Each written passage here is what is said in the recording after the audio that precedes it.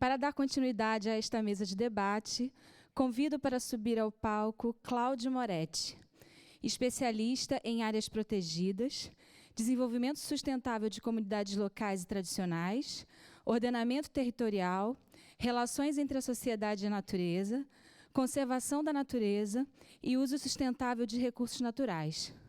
Atualmente, coordena o 3º Congresso das Áreas Protegidas da América Latina e Caribe e é vice-presidente da Comissão Mundial de Áreas Protegidas da União Internacional para a Conservação da Natureza para a América do Sul. É doutor em Geografia Humana e foi presidente e diretor do Instituto Chico Mendes de Conservação de Biodiversidade.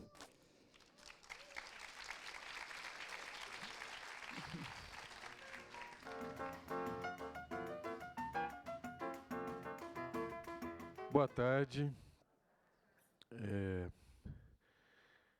Eu tinha um vídeo no meio da fala e a gente vai passar mais no começo, de menos de 2 minutos. Mas eu queria, talvez, identificar aqui primeiro quem é que sabe do que eu estou falando, para entender um pouco para a gente começar o diálogo. Quem que esteve num parque nacional recentemente? Esse ano? O ano passado? Bastante. Quem que sabe a diferença entre uma reserva biológica e uma reserva extrativista? Legal. Quem é que participa ativamente? É voluntário? É membro de um comitê, de um conselho, de um parque, de uma reserva? Olha, muita gente conhece o assunto, que legal. Acho que isso merece a gente provocar um pouco e ir adiante da base do que a gente conhece. Mas eu acho que o que eu vou falar também é acessível a todos. Eu vou tentar ser genérico, simplificado, muito mais do que a apresentação, porque eu gosto de deixar registrado, quando é possível, porque se as pessoas quiserem depois ter acesso, inclusive, à bibliografia, inclusive em inglês, não é? Então, para começar, eu queria passar um exemplo desse ciclo, dessa série de vídeos que a gente fez no Instituto Chico Mendes o ano passado. Pode passar o vídeo para nós, por favor?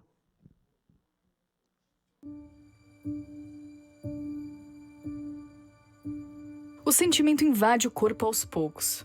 No celular, na televisão ou ao vivo, contemplar a natureza é uma experiência marcante e se torna quase uma terapia. Não é à toa que isso acontece. Afinal, nós também somos a natureza. Pulsamos juntos, plantas, minerais, animais e os seres humanos. É um caldeirão de vida no qual somos apenas um dos muitos temperos. A riqueza dessas vidas faz parte do dia a dia, no frasco de remédio, na brisa que entra pela janela e até na lâmpada da sala. Usufruímos de vários benefícios gerados pela natureza. São os chamados serviços ecossistêmicos. Ganhamos com a regulação do clima nas cidades, os solos férteis e os insetos que polinizam as plantas dos cultivos e contribuem na produção de alimentos. Assim, as unidades de conservação significam sobrevivência para os centros urbanos. As áreas protegidas nos diferentes países são fundamentais para o fornecimento de água nas maiores cidades do planeta. Você pode até estar comendo, vestindo e vivendo da natureza e nem percebeu. São corantes, fibras, sementes, óleos vegetais, essências e a própria madeira. Toda essa riqueza biológica, cultural e social é estratégica para o Brasil.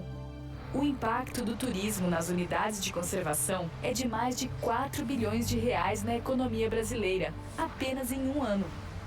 É um ótimo negócio para todos. A cada real que o governo investe nas unidades de conservação, são produzidos R$7 de benefícios econômicos para a região. Desde 2007, o ICMBio gerencia as unidades de conservação federais brasileiras. De norte a sul, da Amazônia aos Pampas, são mais de 168 milhões de hectares só de unidades federais, além das áreas estaduais e municipais. Todas reunidas no Sistema Nacional de Unidade de Conservação da Natureza. Ao total, mais de 2.000 unidades protegem 18% do território continental e 26% do território marinho brasileiro. Proteger grandes áreas naturais é uma vocação para um país com tamanha biodiversidade e potencial de desenvolvimento. Por isso, da próxima vez que você se deparar com uma bela imagem da vida selvagem, saiba que essa sensação de paz tem muito a ver com o seu lugar no planeta. Que tal visitar uma das unidades de conservação espalhadas pelo Brasil e se conectar com a vida? Unidades de conservação, onde a nossa vida pulsa.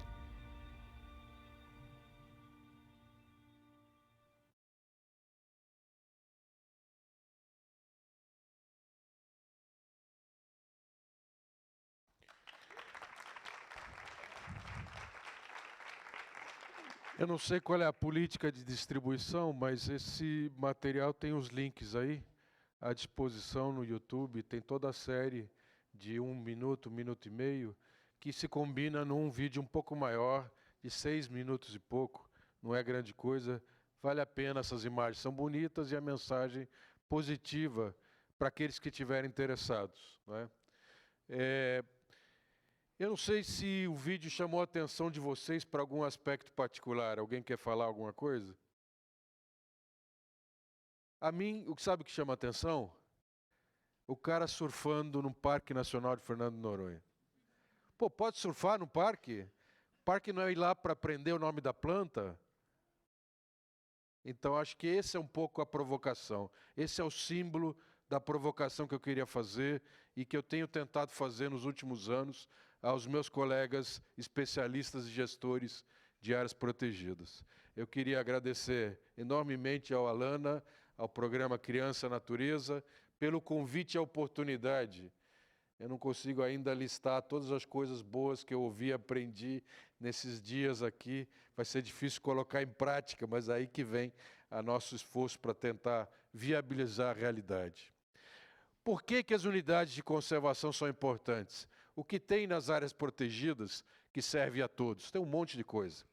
Produção sustentável, proteção das paisagens, água, ar, o turismo, atividade econômica, que vocês acabaram de ver, que dizem que não gera, né? A gente já tem registrado mais de 10 milhões de visitantes por ano, muito concentrados, muito menos do que a gente podia ter, mas temos que fazer mais. E para a saúde, né? Tem as questões mais gerais, se a gente pensar em saúde como risco à vida, por exemplo, um dos itens mais importantes é a diminuição dos impactos dos desastres, que alguns ainda insistem em chamar em desastres naturais, não é? As consequências deles, se não fosse o fato de que as mudanças climáticas são provocadas pelo homem, as consequências são muito mais graves dependendo de como ocupamos. Se estamos em áreas de risco, se desmatamos toda a bacia, se ocupamos e degradamos as encostas, se não protegemos as nossas costas. Eu acho que isso. Agora, de forma mais específica, aí é o que nós temos visto, vários já falaram, inclusive agora, na palestra que me antecedeu, né? A redução do estresse, a oportunidade do exercício, da movimentação, algumas perspectivas de conexão, de integração, de convivência melhor com pessoas que têm alguns problemas psicológicos, psiquiátricos, recuperação de doentes e assim por diante. Eu vou passar aqui uma série de publicações para a gente ver que isso já tem uma discussão bastante significativa por algum tempo. Tem 10 ou 20 anos que a gente tem falado sobre a relação entre natureza e saúde.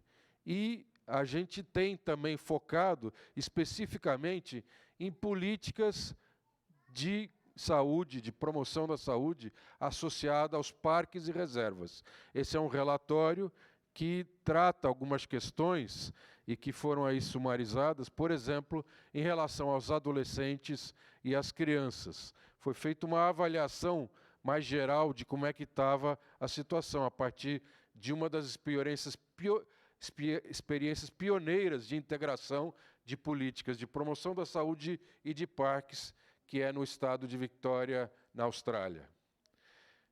E aí continua as recomendações do último Congresso Mundial, a necessidade de inovar, de dar mais atenção, inclusive, para poder receber esse público diferenciado, e a biodiversidade como base de toda a teia de vida. Ou seja, a biodiversidade é um conceito que a gente usa de forma específica para dizer as diferenças, as várias espécies, as variedades, os ecossistemas. Mas ela também representa a teia da vida, como antigamente a gente chamava os sistemas ecológicos, etc. Essa ideia também passa por aí. E já há um bom tempo que a gente fez uma avaliação bastante consistente do que são os serviços que os ecossistemas prestam para nós. Ora, as áreas protegidas, sendo o melhor instrumento de conservação da natureza, também ajudam nessa prestação de serviços, inclusive para a saúde. O interessante é que tem artigos, não é a maioria verdade, mas tem artigos que mostram que os benefícios são maiores quanto maior é a biodiversidade. Então, os espaços verdes, ter uma árvore no quintal já é fabuloso. Os espaços verdes, as praças, já ajudam muito na qualidade de vida e na saúde da população daquele espaço urbano, daquela área urbana. Mas, se nós temos mais biodiversidade, mais diferenças e a sensação do ambiente mais silvestre, faz mais diferença, segundo alguns. E um dos artigos que eu fiquei mais feliz de ler este ano, saiu mais cedo esse ano, que demonstrou com um estudo bastante amplo, representativo de várias regiões do mundo, a melhoria de qualidade de vida de crianças que moram perto de unidades de conservação, quando havia o turismo e o acesso aos recursos naturais, como extras, como coisas que se acumulam. Então, obviamente, nós estamos falando de populações que não são tão urbanizadas, mas que também muitas vezes têm carência de possibilidade de comprar nos supermercados as coisas, mas que têm também, às vezes, alternativas. E, nesse caso, o turismo em áreas protegidas, gerando renda e o acesso aos recursos naturais como alternativa ao supermercado. E isso, para mim, é fabuloso, uma das declarações mais valiosas da importância das áreas protegidas. Mas aqui mesmo, isso tem sido muito pouco discutido entre nós, especialistas de áreas protegidas. Quem é do Rio de Janeiro provavelmente já ouviu. Tem uma história clássica, que é a história do imperador, que estava preocupado com a água, que diminuía a água de abastecimento à cidade do Rio de Janeiro, e pensou, então, que a culpa era do café, que tinha desmatado a floresta da Tijuca, e estimulou um programa de recuperação, além de outras coisas, como um sistema de captação, lá na Reserva Biológica de Tinguá, etc. Essa história é muito conhecida, eu imagino que alguns de vocês ouviram falar. Então, é citada como uma autoridade nacional, com a preocupação de abastecimento de água, mandou reflorestar uma área que era plantação de café e hoje é um parque nacional, com a regeneração da floresta. Agora, que dava mais ar puro, a gente se pensava que era oxigênio. E aqui está demonstrando que não só estar na floresta, estar nas áreas protegidas é estar num ambiente mais saudável, como também leva um ambiente, um ar mais puro para a cidade. Eu vou pedir a vocês para vir comigo num caminho, só para, ao falar de parques e reservas, vocês têm, acho que têm um pouco de noção da situação que a gente enfrenta. Então, tem tido um crescimento significativo, agora, nos últimos tempos, por exemplo, de áreas protegidas marinhas, inclusive no Brasil, inclusive no ano passado. Mas é muito menos do que o necessário. Os artigos, hoje já existe um movimento que defende que a gente precisa de metade da terra dedicada a algum tipo de conservação, a algum nível de conservação. E a ideia, segundo eles, seria provavelmente alcançar 30% da superfície terrestre e dos mares em 2030, para seguir avançando na conservação. Não é uma área intocável, não é uma área sem uso, mas é uma área onde a natureza tem o seu espaço. Portanto, não é uma plantação homogênea e não é uma cidade. Então, no caso do Brasil, não é tão diferente do resto do mundo, principalmente em termos de países em desenvolvimento. Não existe esse cálculo. A minha avaliação qualitativa de especialista, de mais de 35 anos lidando com esse assunto, é que nós temos cerca de 10% do pessoal e do orçamento necessário. Portanto, quando a gente pensa no Parque Nacional das Montanhas de Tumucumaque, 4 milhões de hectares, ora, nós temos lá 3 pessoas para cuidar. Mais o terceirizado, mais os 4 motoristas e tal, não chega a 10 pessoas, para 4 milhões de hectares. E o orçamento, idem. Não é? O caso entre o Parque Nacional das Montanhas de Tumucumaque e o Parque Amazônico da Guiana Francesa, para mim é impressionante como marca a realidade. Porque a França vinha dizendo que ia proteger uma parte importante da Guiana Francesa. Quando houve lá a Rio 92, ou a Eco 92, como os paulistas costumam chamar, na Rio 92, o Brasil declarou a criação, aliás, foi 10 anos depois, o Brasil declarou, em Joanesburgo, o Brasil declarou a criação do Parque Nacional Montanhas do Tumucumaque. Quase 10 anos depois, um pouco antes da Rio mais 20, a França criou o seu. Há 2 anos atrás, eu vi, a França tinha mais de 60 servidores e a gente não tinha 6. Né? Mas agora, países grandes em desenvolvimento, não podemos imaginar que os governos todos vão ter milhares de pessoas a serviço das áreas protegidas. Então, isso é importante a gente refletir. E, na verdade, nós não temos hoje um engajamento da sociedade que faça com que um Congresso Nacional, uma Assembleia Legislativa, vote um orçamento adequado para os parques e reservas. Não é? Então, essas questões vêm de uma relativa carência de envolvimento da sociedade com as áreas naturais. Esse é o tamanho do nosso sistema nacional, não é só o ICMBio, aqui inclui estados e municípios, uma concentração muito grande, como vocês podem ver, na Amazônia e nessas áreas aí dos grandes maciços oceânicos. Mas também temos um conjunto muito significativo de pequenas áreas no litoral, alguns trechos do Sudeste, mas, obviamente, Pantanal, Campos Sulinos e até Caatinga e Cerrado, e Mata Atlântica, carecem de maior proteção. Esse tamanho ele é significativo,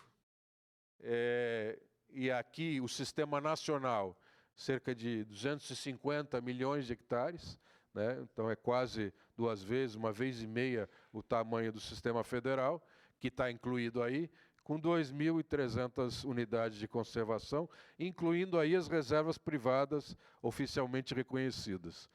Essa é uma charge que, para mim, ela conta muito, ela fala muito, ela dói, mas ela também nos coloca no caminho talvez sério.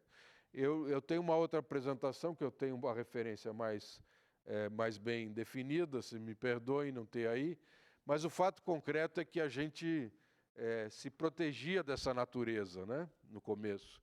Na verdade, a gente interagia com ela, mas também tinha lá que se defender para não morrer muito facilmente, as doenças, etc.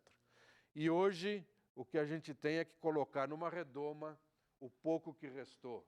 Né? Se isso é terrível, ao mesmo tempo eu acho que isso traz para a gente a lição que as áreas protegidas são o melhor instrumento que a gente tem para conservar a natureza, e não só, a melhor forma de acesso a elas. Então, por isso é que o Parque Nacional ficou um modelo que expandiu tanto, porque ele prevê a conservação e a visitação, e o turismo. Então, isso faz parte do modelo, não é algo que se faz apesar de, ou se alguém quiser, deveria ser obrigatório em todos os parques nacionais. Isso que a sociedade fez, de destruir tanto a natureza, nos leva àquele tipo de reação, não é? Não pode, não pode, não pode. Isso... nessa imagem daqui, aqui ele diz lá na frente, o nome disso é cerca. Ela nos protege da natureza selvagem. Aqui no último, diz, o nome disso é reserva ecológica. Ela protege a natureza da selvageria do homem. Então, esse é o tipo de reação típica, e eu tenho que fazer a meia-culpa.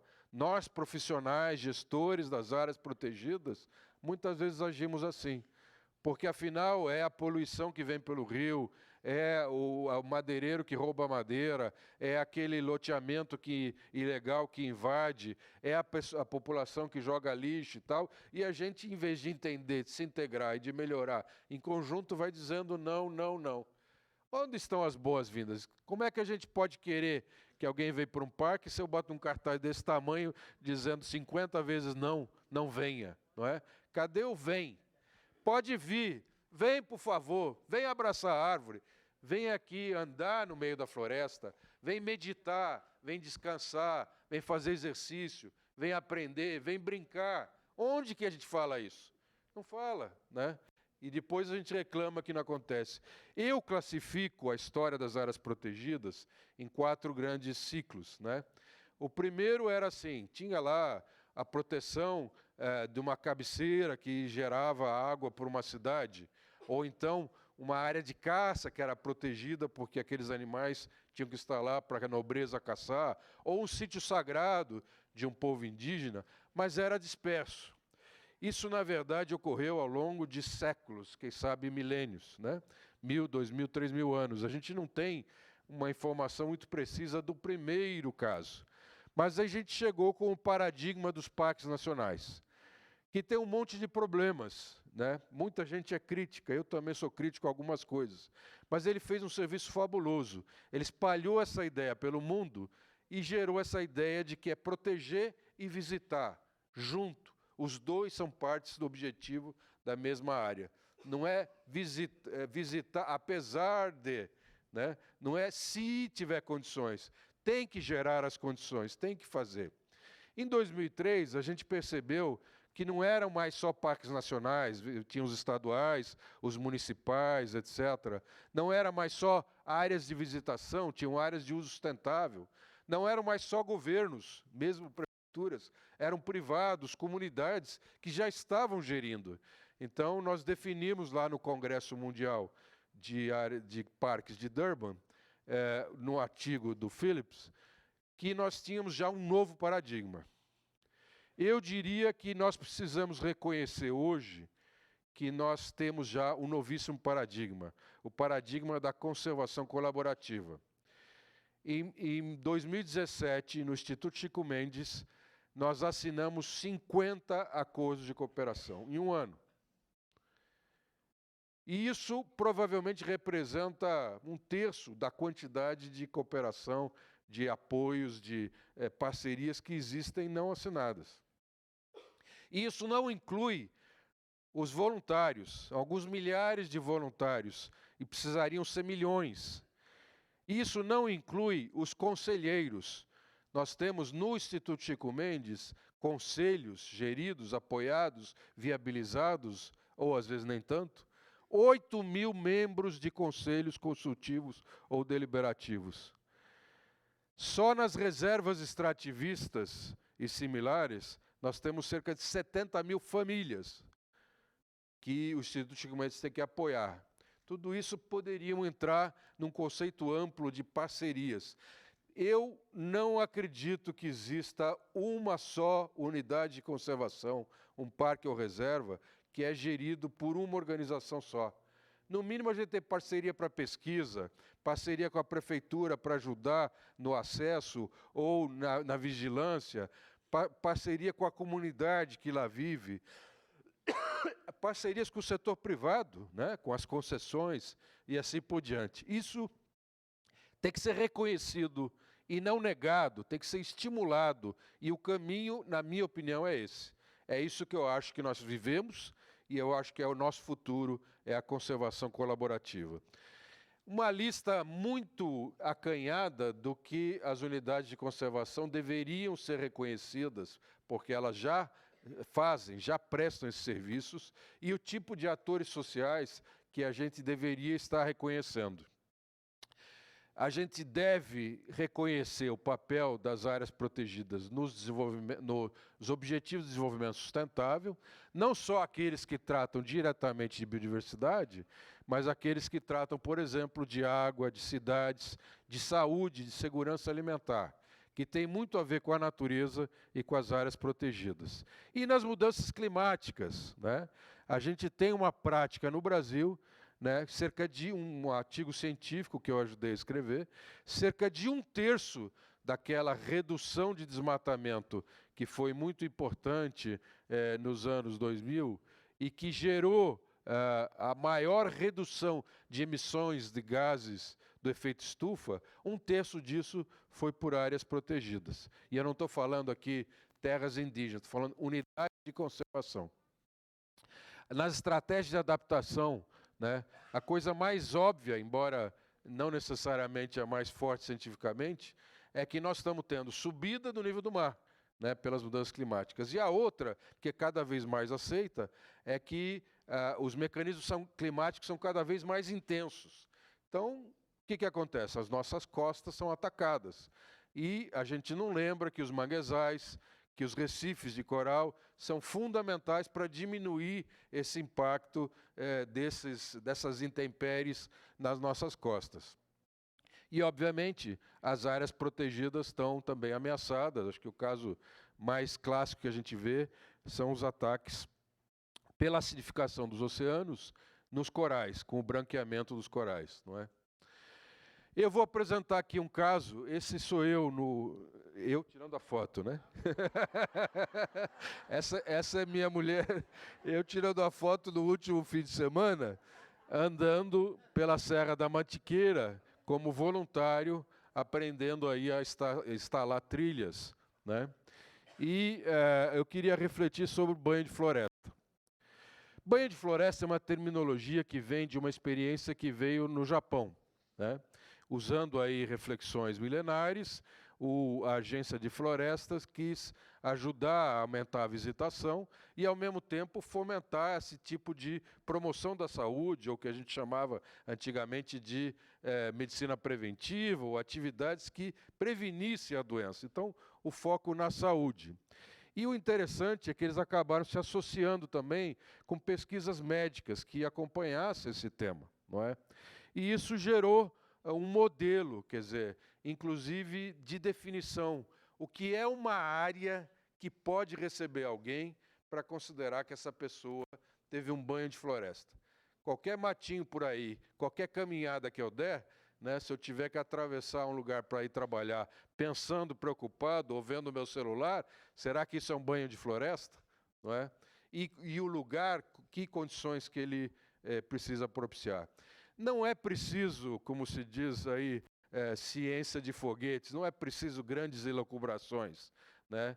Basta você estar num ambiente natural e se conectar com ele, né?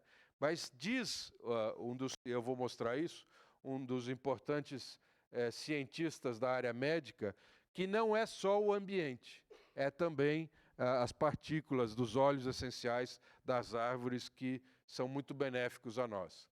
Enfim, o que a gente defende do banho de floresta é a frequência num ambiente natural, numa interação com si próprio, com o outro e com o meio, não é? E isso, muitas vezes, é interessante que haja um acompanhamento médico, né? Da mesma forma que se diz que vai num médico e você, olha, você precisa cuidar da sua alimentação, diminui o sal, não come tanto doce, veja lá as gorduras e tal, não esqueça de fazer exercício, caminhadas, fundamental. Por que não? Visite um parque, uma vez por semana pelo menos, 2 horas no meio da floresta, dentro de um parque. Eu acho que é o mesmo tipo de coisa, esperamos que a gente consiga chegar lá um dia. E, obviamente, a gente está aí buscando também a viabilização disso agora. Isso não é propriedade de ninguém, mas é uma iniciativa que a gente teve de fomentar isso no Brasil. E talvez seja interessante para áreas privadas e municipais, por exemplo, que têm interesse em desenvolver mais atividades.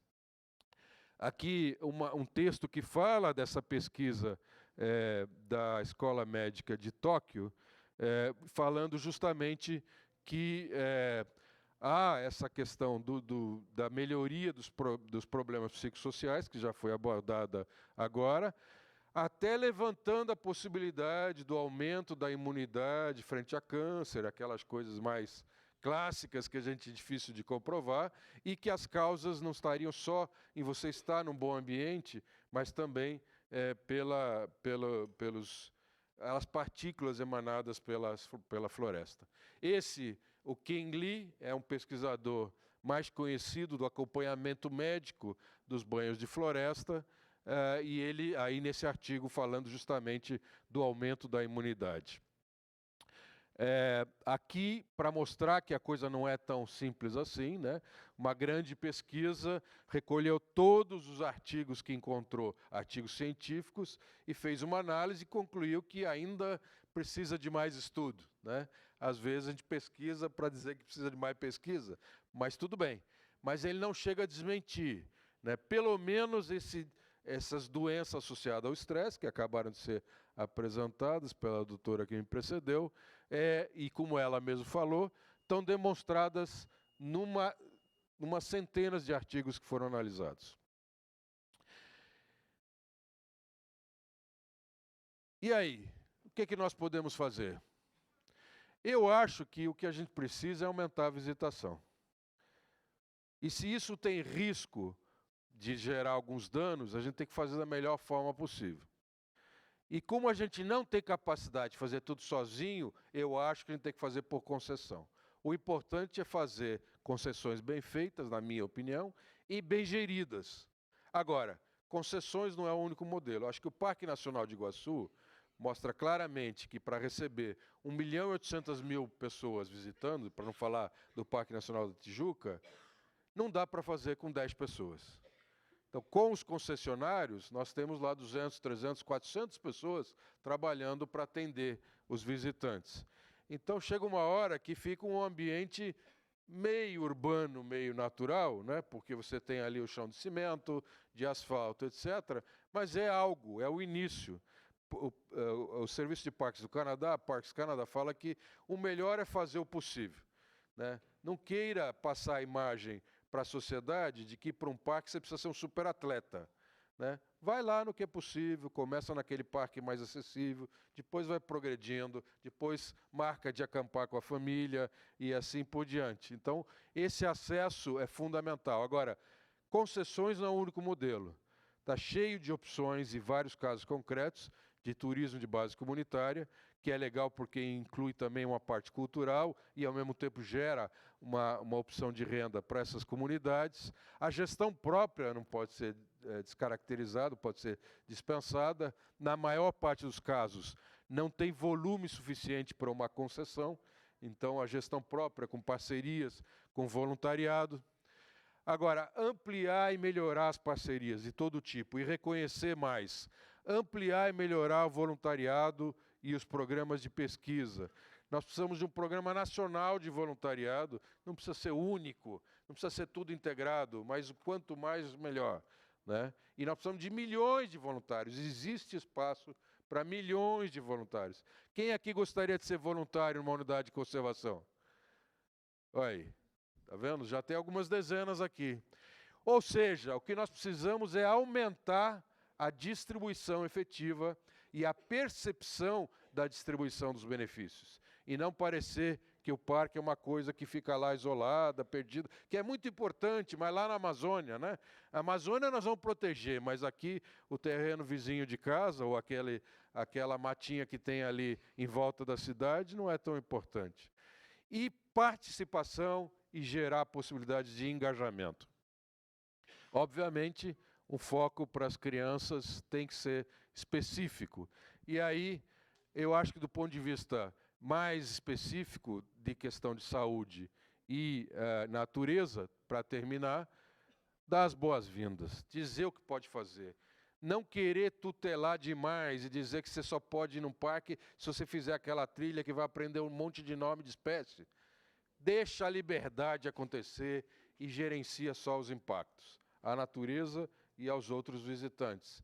E isso com alguma perspectiva de benevolência. E, obviamente, condições para crianças, para famílias e para adolescentes visitarem, fazerem coisas interessantes.